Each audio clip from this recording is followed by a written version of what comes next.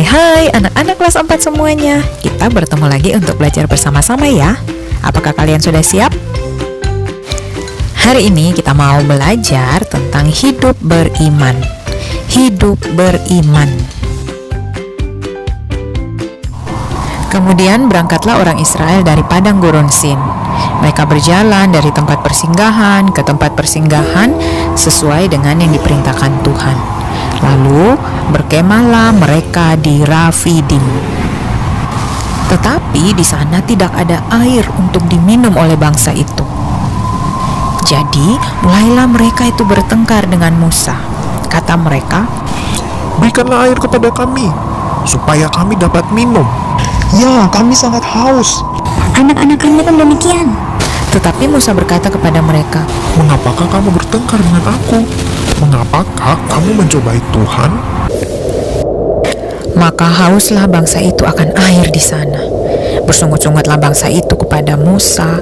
Mereka marah dan berkata, "Mengapa pula engkau meminta kami keluar dari Mesir? Untuk membunuh kami, untuk membunuh anak-anak kami dan ternak-ternak kami dengan kehausan seperti ini?" Lalu Musa datang berseru kepada Tuhan. Katanya, "Apakah yang akan kulakukan kepada bangsa ini, Tuhan? Sebentar lagi mereka akan melempari aku dengan batu." Berfirmanlah Tuhan kepada Musa, "Berjalanlah di depan bangsa itu, dan bawalah beserta engkau beberapa orang dari antara para tua-tua Israel.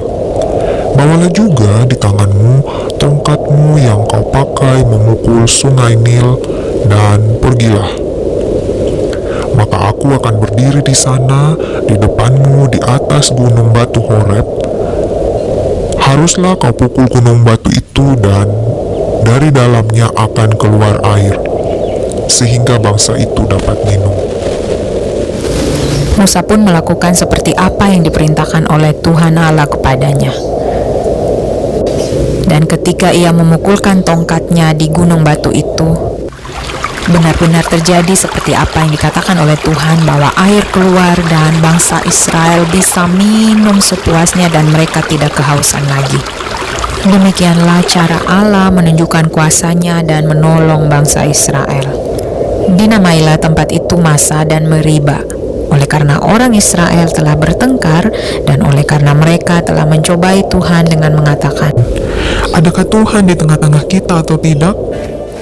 Itu tadi adalah salah satu contoh pengalaman iman yang dialami oleh bangsa Israel ketika dalam perjalanan menuju tanah perjanjian.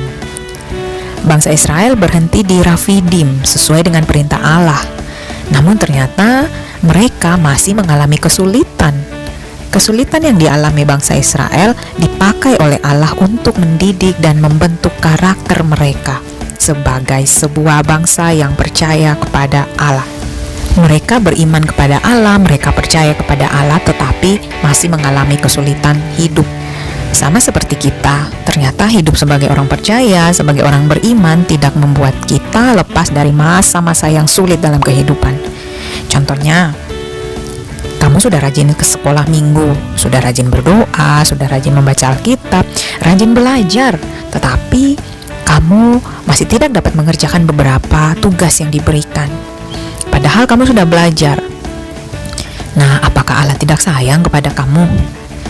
Oh, tentu saja tidak. Bukan berarti Allah tidak sayang kepada kamu. Bukan berarti pula kamu itu tidak pintar. Bukan. Semua itu dipakai Allah agar kamu menjadi semakin giat belajar lagi, lebih belajar lagi. Kamu semakin berani bertanya kepada guru, sehingga ketika sedang kesulitan dalam belajar, kamu dipakai oleh Allah untuk membentuk karakter kamu masing-masing. Dengan demikian, kamu akan menjadi anak-anak yang sesuai dengan kehendak Allah. Lalu, bagaimana sih seharusnya sikap sebagai orang beriman? Musa berseru kepada Allah tadi ketika bangsa Israel sedang marah-marah bersungut-sungut kepadanya. Allah menjawab doa Musa. Dalam menghadapi masa-masa yang sulit, kita juga diajak untuk menjadi anak-anak yang tidak mudah menyerah. Kita tetap berusaha meskipun berada di tengah-tengah kesulitan. Kita juga selalu berdoa ketika berada dalam masa-masa yang tidak mudah. Misalnya nih, kita takut tidak bisa mengerjakan semua soal dengan baik saat ulangan atau tugas-tugas yang diberikan. Kita datang kepada Allah dalam doa dan mengucap syukur. Apakah sudah selesai? Belum. Ketika kita sudah berdoa, biasanya kita akan merasa lebih tenang menghadapi soal-soal ulangan tersebut. Nah, rasa tenang ini akan menolong kita untuk tidak melakukan hal yang curang seperti mencontek misalnya, atau berbohong, atau lain sebagainya. Rasa tenang ini juga akan menolong kita untuk berkonsentrasi dalam mengerjakan soal-soal. Kita tetap tenang meskipun ada teman-teman yang lain yang sudah selesai mengerjakan. Kamu tidak perlu buru-buru mengerjakan soal-soal yang diterima. Nah, anak-anak, sebagai anak Tuhan, kita tidak boleh mudah menyerah ketika menghadapi kesulitan ya. Kita tidak boleh menyerah ketika mengerjakan tugas yang banyak mungkin dan meskipun menemui kesulitan.